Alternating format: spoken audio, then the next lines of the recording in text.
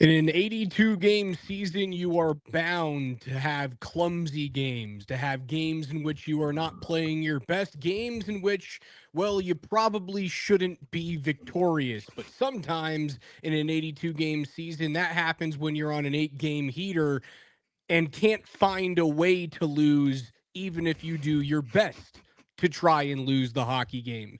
And tonight in Nashville, in the first of a back to back for Colorado, they extend their win streak to 8 games by scoring a goal 15 seconds into the contest before the Nashville broadcast even knew what was happening on the ice.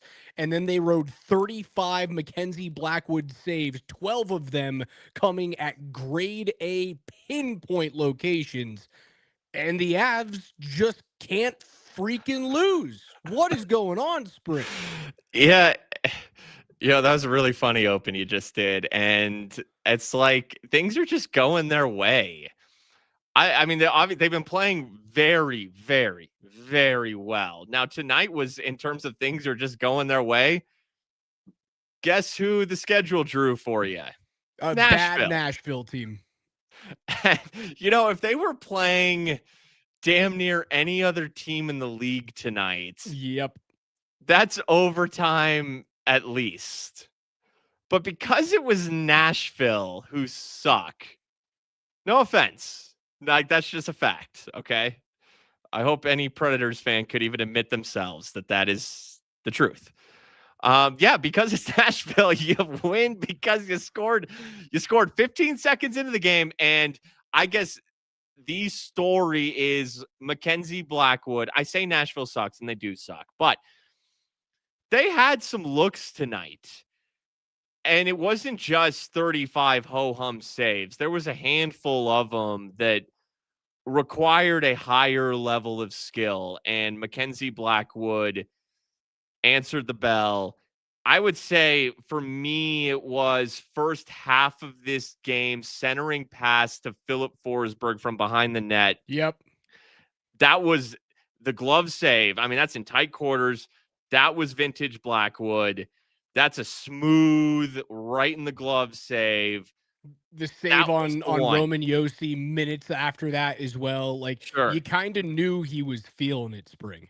Yeah, and he was. It looked like good Mackenzie that we saw last year. Square to the puck, fundamentally sound. Like, it looked like he was back. And yes, it's Nashville, but it was 35 shots against, and a handful of them were dangerous. Like, a 35 shot shutout is no joke. You see some shutouts where like 19 and 19. Right. This was 35 of 35. It was no joke tonight. Money Puck had Mackenzie Blackwood facing 4 high danger opportunities, and now high danger opportunities are tough when you just look at the stat sheet. If you're just looking at like an advanced analytics site, because the way that you find high danger opportunity is proximity to the net. But I could argue that even if you're 40 feet away from the goal, if you have a 2-on-1 and it's backdoor and you shoot from 40 feet, that's a high danger scoring opportunity. So most of the time for me, if you can extend that to medium and high danger opportunities, there were 15 shot attempts tonight for Nashville out of their 55 that they threw at the net that were low and high danger. For grade A opportunities, I probably counted 5 or 6 this evening that he stopped. Yep. It didn't feel like he got lucky on them either. Like, sometimes you just happen to be in the right spot at the right time. Blackwood tracked everything. And Kevin in the chat is right. Yeah, he definitely deserved the first star this evening. He was the best player on the ice in a game in which Colorado just like didn't have it. And that's what happens in 82 game seasons. You're going to put out stinkers. Like, you're going to lose games because you just simply don't either have the juice or pucks aren't going your way. And sometimes you need to have your goaltender, your number one, and that's what Mackenzie Blackwood is paid to be, show up and be the number one.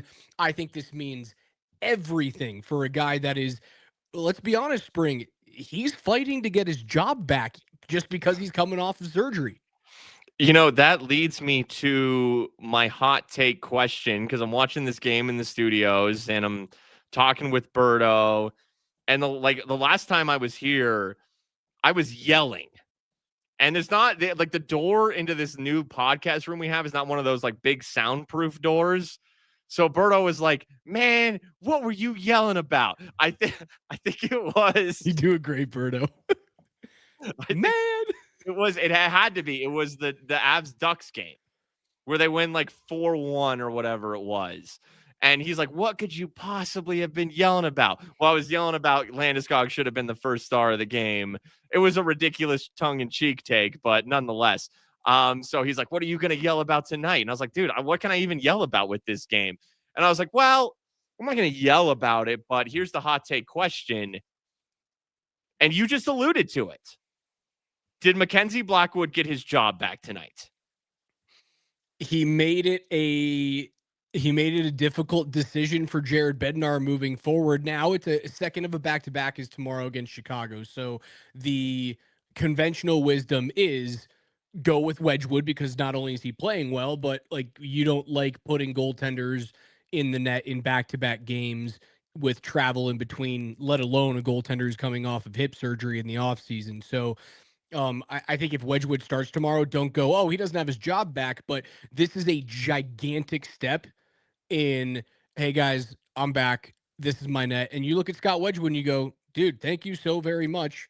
Congratulations on your $2.5 million, but I'm the one. It gives you the opportunity to kind of like ham and egg him, play him every other game if you want until someone goes sour. Because here's the reality of it, and I almost want to clarify it by saying the unfortunate reality of it. And I mean that with respect to Scott Wedgwood, who has been so good. But this had been, and in theory still should be, Mackenzie Blackwood's job, as well as Wedgwood has played. So now they do have a luxury here. It's still late November. It's still, the calendar has still yet to turn. As we talked about last show, you are in no rush with anybody or anything. But like we saw tonight with Gabe Landeskog, back half of this game, firmly, and he started this game on the second line, which we theorized could be a possibility, if not the likelihood. Turns out it was the case. Not only, so he starts the game on the second line, back half of this game, he's firmly top line. Gabe Landeskog's firmly top line in the back half of this game. And that was nothing that they had to rush. It was inevitable. And it came tonight. Who knows if it sticks? Because again, they're in no rush. But make no mistake about it. That's the goal. That's the idea. Is that, and he was back on power play 1 tonight. Like, that's where they want him. That's where he will be. They were in no rush. They're still in no rush. But we saw it tonight. Same principle applies with Mackenzie Blackwood. He's the one. If they, and I say if, that's fucking stupid, when they make the playoffs. Blackwood's your starter. It'd be like impossible for them to miss the playoffs at this point. It would be like the Broncos missing the playoffs is what this Avs team feels like through 21 games. Like, again, they tried to lose the hockey game tonight, almost from Jump Street. Yes. Yeah. No. That again, you said it. You were spot on, man. Like, it's an 82 game season, but no, Blackwood's, that's the plan. That's the idea. Is even if, let's say this is a world where Mackenzie Blackwood is, it takes through April for him to, doesn't matter. By game 1 of the playoffs, Mackenzie Blackwood is your starter in net. Yeah. He has the higher ceiling. Wedgwood is proving that he is likely the best backup in the league right now with a claim to, hey, I could start for a few teams, but he wants to be here. He likes being here. And I think the ability to continue playing both goalies during the regular season will behoove you as the time the playoffs roll around. Like, you won't have to worry about, the Connor Hellebuck problem in Winnipeg, and Hellebuck is now out for the next 6 weeks as he undergoes microscopic surgery for Winnipeg. But what's happened to the Jets the past few years? Hellebuck plays like 65 games and then he peters out in the playoffs. It's very similar to what happens with Jake Ottinger in Dallas, even though he beats the Avs. Like, don't get me wrong, Ottinger has Colorado's number, but at some point, Otter starts to shit the bed. And most of the time, it's in the Western Conference Final. The past couple of years, it's been against Edmonton. But I think most of that is because Otter is relied upon so heavily to get Dallas to where they are in the regular season. The Avs have done that in the past, right? You lean on Alexander Georgiev. You leaned on Semyon Varlamov for all of those years. What's the one year that the Avs didn't have to lean so damn heavily on their goaltender after the Patrick Waugh years? It was 2022 when you had Pavel Francouz and you went, well, he can play 20 games if we want him to. He can play 35 games if we want him to, just so long as Darcy Kemper is healthy and ready to go during the playoffs. Now, I know there were injuries notwithstanding, but you get my drift. Man, dude, you are fucking crushing it tonight. Because once again, for I think the third time, I'm gonna say spot on. Thanks, buddy.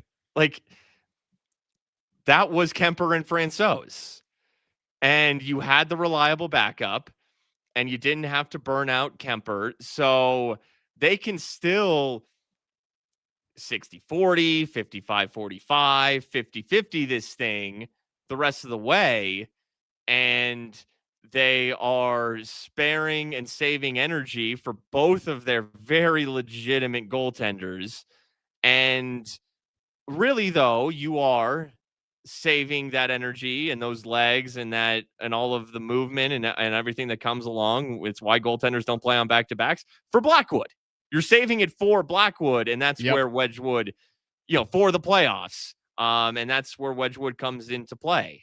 And then much like Darcy Kemper had to leave because he got poked in the eye and whatever it was in that Stanley Cup playoff run. I don't even think it was poked in the eye. It was poked in the eye by Ryan Johansson against Nashville. Yes, and then Francouz comes in. Should you need to lean on Wedgwood in the playoffs, but you feel comfy. Yeah, you feel comfy. You feel comfy either way. Like, you feel comfy if there's an injury, and you also feel comfy that, like, if you have to break the glass in case of emergency, where, like, they're down 2-0, they lose 2 home games to start off a series, or they're down 3-1, and those losses are, like, very clearly on the goaltender. You feel great about going, we're going to Wedgwood because we trust him to win hockey games, and maybe that's the spark the team needs. It is such a delightful problem, as you put it earlier in the show. It's a delightful problem to have. Okay, a couple other things from this game. I mean, Brent Burns game-winning goal 15 seconds in, unassisted. That dude rocks. I guess it's the Brent Burns game as well, even though it was 15 seconds into the game. But he's a guy who can have a game in terms of, like, it's not just some early goal and then a lot of nothing happens offensively. Like, Brent Burns has shown he could have a game this year where he scores 2, where he has a goal and 2 assists, where he's making nice defensive plays as well, where we could have, as this season progresses, maybe in the back half of the season, a more suiting and formal Brent Burns game. But yeah, I mean, that's the dude. That's of all the guys, and it's well deserved when you think about it. He was the offensive difference tonight. It's amazing. He led the team in goals above expected. Brent Burns tonight. A team with Nathan McKinnon, he scored, and Cale Makar on it. He led the team in goals above expected. I see Donzante in the chat on YouTube. Natchez was terrible. Yeah, he was terrible. There were a lot of Avs that were not good tonight. Well, Natchez was the one they took off the top line. A game. And right, isn't that awesome for you to be able, as Jared Bednar, to go, Marty, like, figure it out, but he doesn't have to pull up like Poland to come up to that line. He doesn't have to pull up Taylor Makar or Zakhar Bardakov up to that line. He gets to look down and see a top 3 first-round pick and the longest tenured captain not named Sidney Crosby or Alex Ovechkin. He gets to pull that guy to the top line. What a luxury. Yeah, Jared Bednar loves Gabe Landeskog. Like Jared Bednar knows that Landeskog was on the top line when, he began his coaching career through them winning a cup, and what an integral piece he is on the ice, and he respects the hell out of his leadership. Jared Bednar is going to give Gabe Landeskog every single opportunity, and it's kind of a safety net for him. He's just a player that he trusts. Even if Gabe isn't flying up and down the ice, and he's never quite been that player, he's just such a smart player, though, and those are the guys that Jared Bednar leans on. Now, I did notice back half of the third, they did go Natchez, McKinnon, Landeskog. They took Lehkonen off, but primarily it was Natchez down on the second line. And yeah, look, he's a streaky player. He's always been a streaky player. This has been the most consistent, best stretch of his career. He was a very good player with the Hurricanes, still streaky, was streaky in his stint back half of last season when he came over from Carolina with the Avs. But then he settled in and he was playing for a contract extension and he wants to win a cup. But guess what? He was going to have a stinker. And for that matter, I mean, you mentioned it. McKinnon Makar didn't have good nights either. Nope.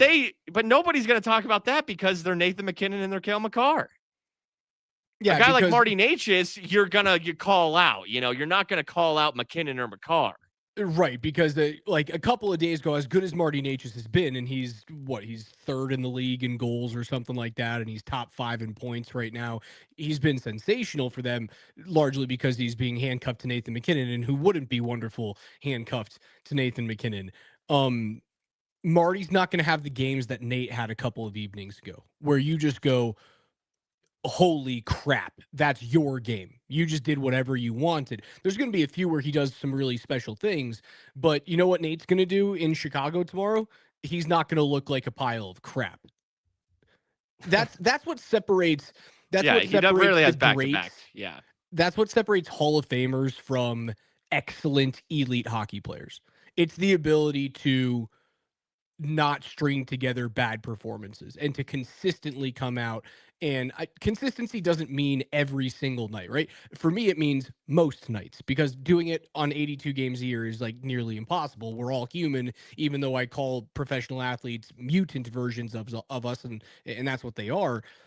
If you do it most nights and you don't string together crappy performances, you've got a really good chance of playing a long time and putting up a bunch of points in this league.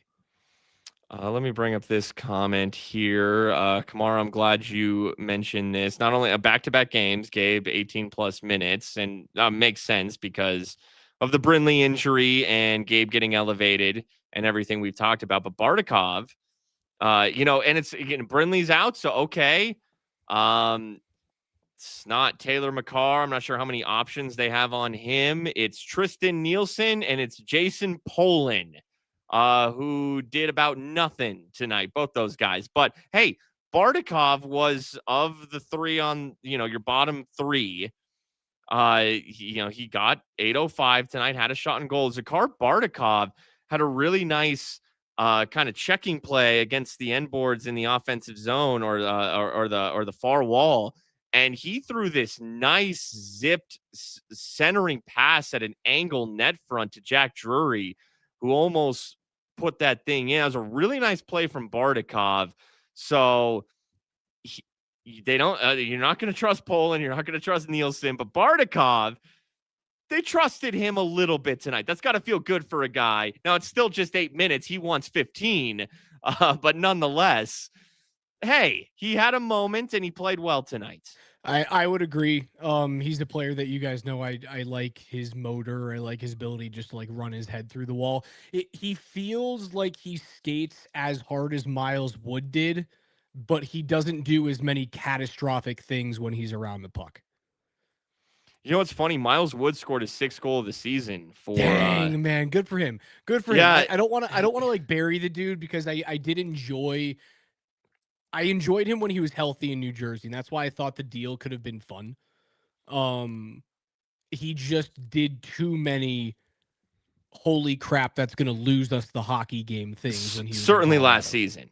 Certainly last season. There's no doubt about it. But how much of that was the back injuries? I really do think that played a large part. And then I think he's a $2 million cap hit, which is really team friendly. Oh, that's hardly anything nowadays. But Brindley's under $1 million. And that's even more team friendly. Yeah, I take Brindley any day of the week because I know he's not going to do something that's going to lose me a hockey game. And that's funny to say because he's got like 25 games of NHL experience, maybe not even. I think he's got south of 20, 25, might have south of 20 at this point. He's not going to do something that loses me a game or God forbid a series, much like the Miles Wood thing did last year. Like Benny's saying he's got PTSD about Kale stringing together bad games in the Dallas series. I have PTSD about the Miles Wood turnover. And Brindley's got upside. You know, Miles Wood is who he is, even when he's right, which he appears to be right. And he's a very good bottom six player, but Brindley has top six upside. So, and it saved him money, you know, also unloading Coyle, who appears to be playing well as well. But from a cap perspective, I get it. And then Brindley stepped up to the plate, but obviously, and Jared Bednar saying before the game that he did not get good news on Brindley. He was kind of grim about it, but did kind of sound like a week to week thing. That being said, the other three players outside of Brindley who are out all seem relatively close. So Connor, Kiviranta, even Nichushkin.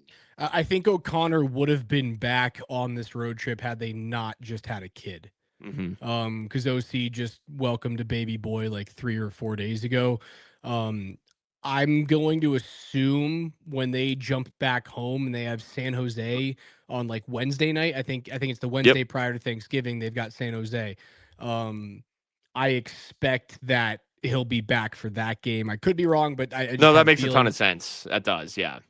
And yeah, maybe that's a good thing. Is that like I'm not saying it's a good thing that guys go down and are injured, but it allows you to seamlessly plug veterans back into your lineup that know that that's their job, that's their spot, and you're not like competing for it. You can kind of just like slide back in and see if it fits.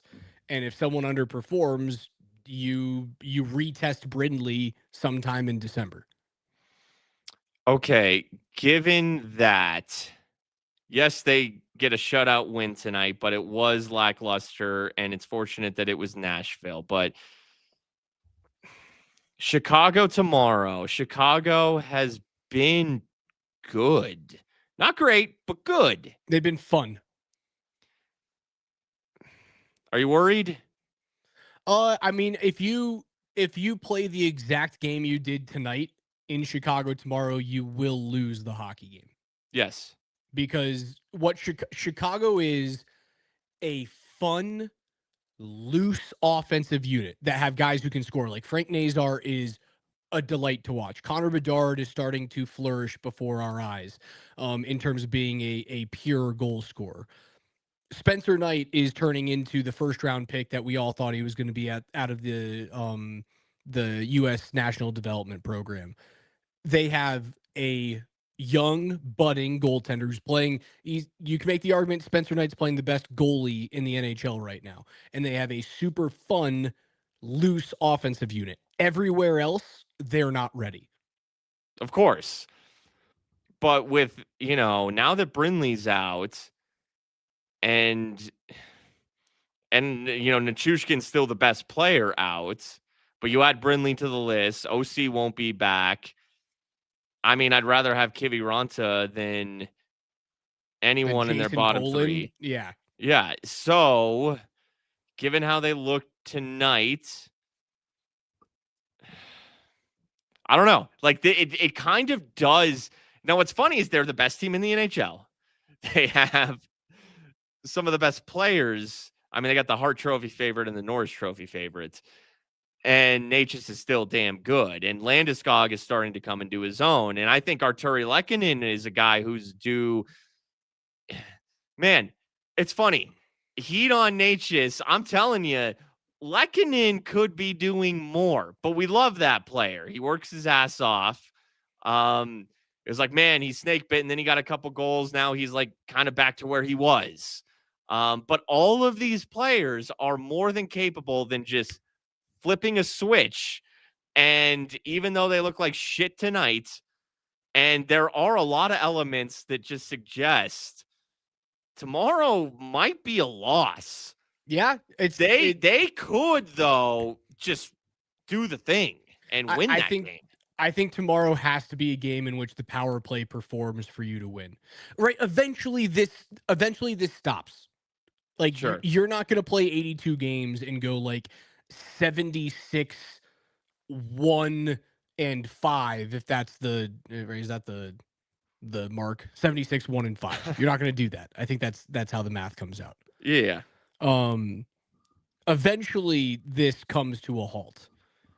Tomorrow, second leg of a back-to-back against a plucky Chicago team that probably wants to prove to everyone, hey, we're actually here. We're a force to be reckoned with. Look who we just played well, or look who we just beat. The Colorado Avalanche, the mighty Avs. Yeah, it is shaping up for a game that they could lose, but I have a feeling the power play with Gabe Landeskog at the net front tomorrow is going to tally a couple of times. I really liked Gabe's ability to go and retrieve pucks in the corners. I think that's something that the power play hasn't really had. Shots that miss the net, pucks that get rimmed. Landy's elite at picking those pucks up. I don't think they have like a really awesome other dude on that power play unit that does it. I think they're going to score. 0 for 2 tonight, but it was the first game where we saw Landeskog as your more true net front presence. So, okay, I mean, like, first game of it, there's going to be after a different kind of transitioning somewhat back to the older system after, a month and a half of the newer system. Now you got to kind of relearn. And I think that that's a lot of what it was tonight. And it's also, okay, Natchez now primarily your right wing, which makes all the sense in the world except for his shot hand. Right. That's it. Like, I would love a left-handed shot on that side, but Natchez is too good. So that's just something that they have to figure out. Is the angles for Natchez as a right-handed shot on the right side? They tried to get Landy up there. I think Landy like attempted a one-timer. I don't know if it went wide or if it got blocked. It was early on that he tried that tonight and it didn't quite work. So maybe they're going to try and you use Natchez coming down his strong side where he comes super high and then gets like a flat pass from Kale instead of that angled one-timer pass that you see to a lefty there. So he gets to attack down ice with the puck to the outside of the dot line. Maybe that's how you use you use Natchez that way.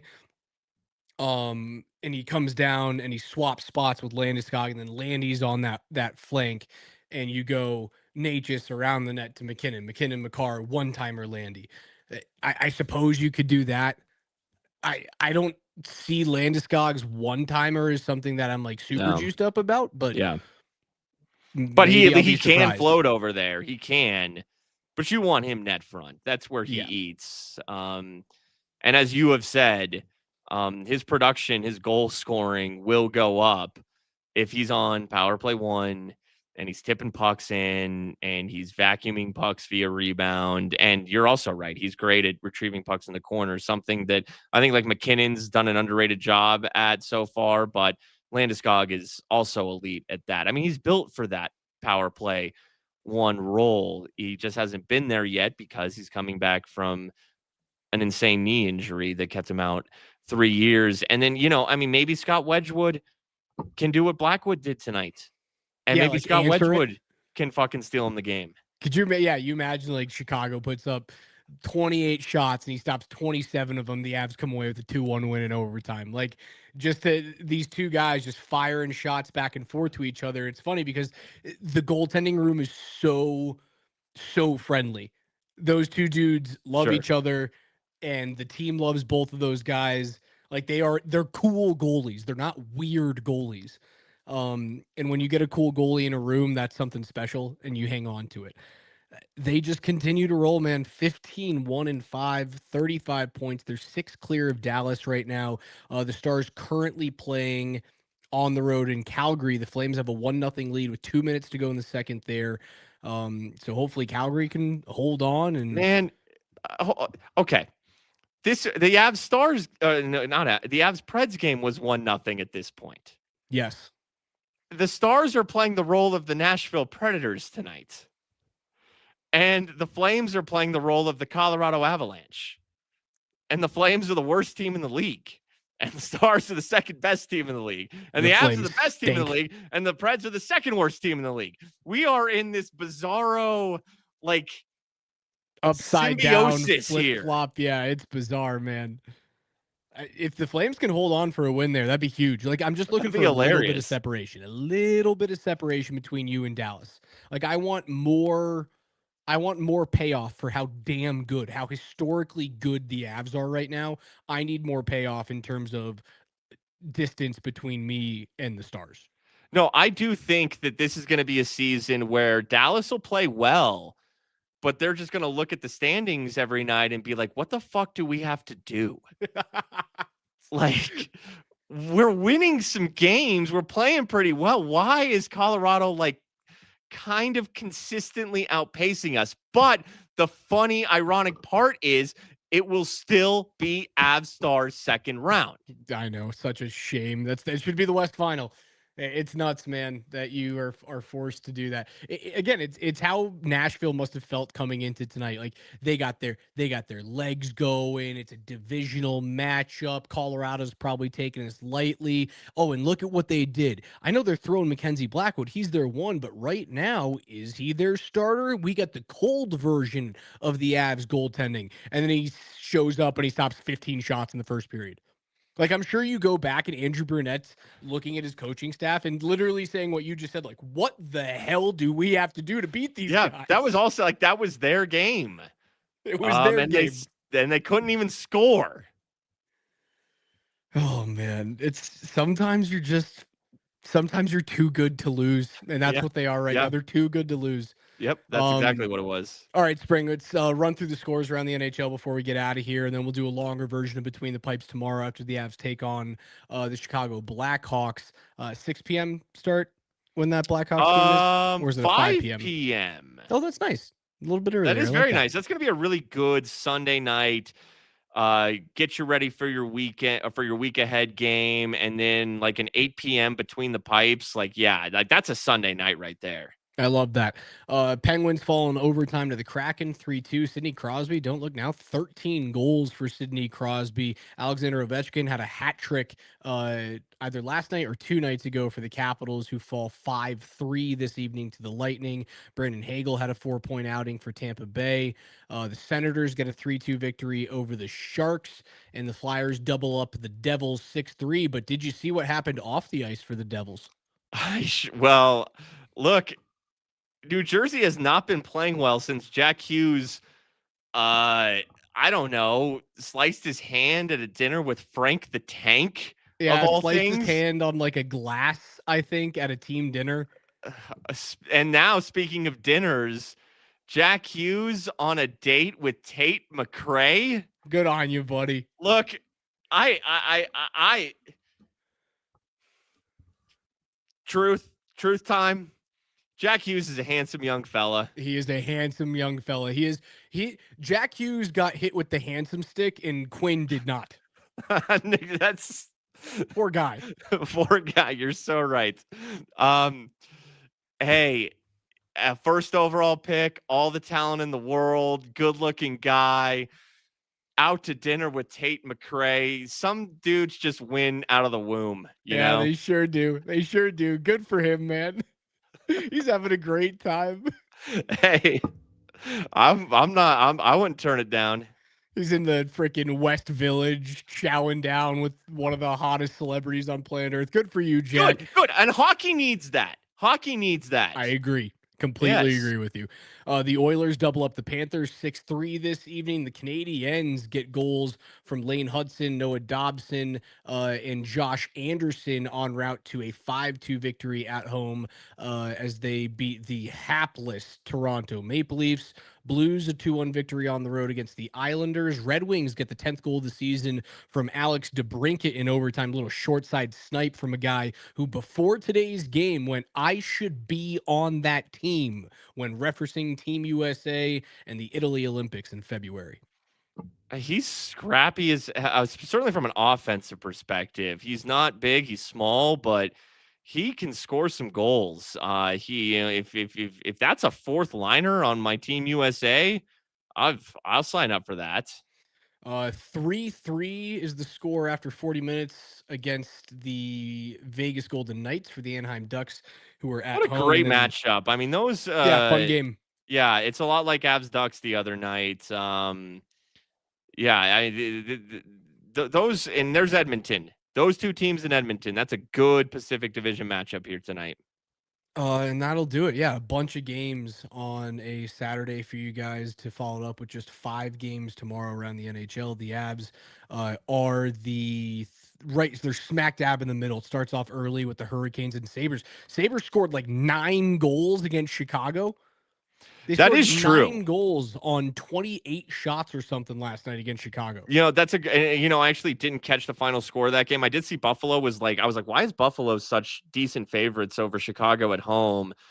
So, and I saw someone in the chat say, because like, look, the way Chicago has played overall this season, and the way the Avs look tonight, like, yeah, maybe the Avs lose tomorrow night, but Chicago just allowed 9 goals in Buffalo, and the Avs can turn it on at any given second. Maybe an omen in another respect. Of course. I just heard this from Benny 2095. Miko just boarded someone else. Is that true? I'll have to go and take a peek at that. Let's see. Let me search true. Miko on Twitter real quick. If Miko Rantanen, because he didn't get Here we fined for that, he got go. fined for embellishment. Oh, okay. Same Go thing search this from real behind. quick. All right, I'll take a peek at it, Spring.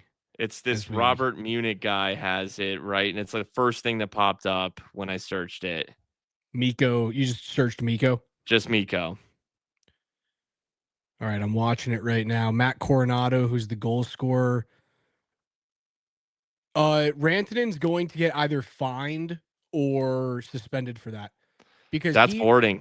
That's boarding. And that's now the second time you've had a sketchy play, and he got off scot-free for the hit the other evening against Alex Romanov. So and he also just got fined for embellishment. That's either going to be a suspension or a max fine. And now the NHL will be looking at Miko Rantanen a little bit closer as the season goes on.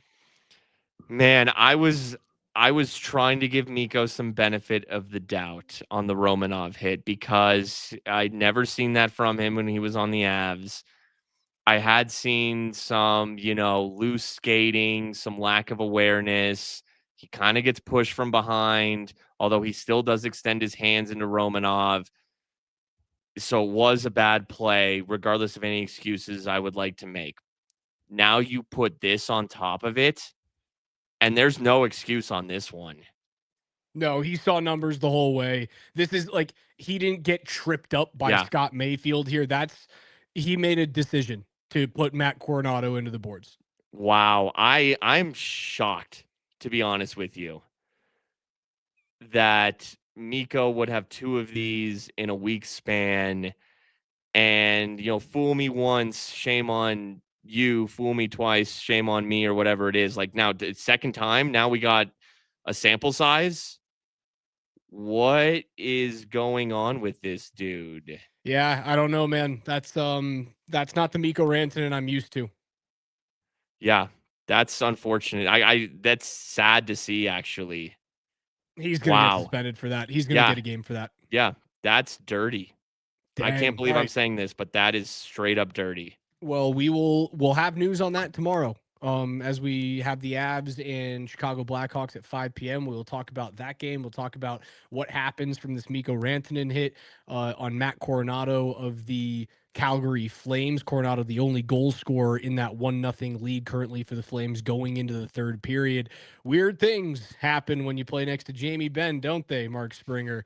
Avs win 8 straight. They can't stop losing even when they try to lose hockey games. But for Spring doing the good work on network this evening, I'm Raj. Thanks for listening to Between the Pipes on Altitude Sports Radio. We'll see you guys tomorrow night.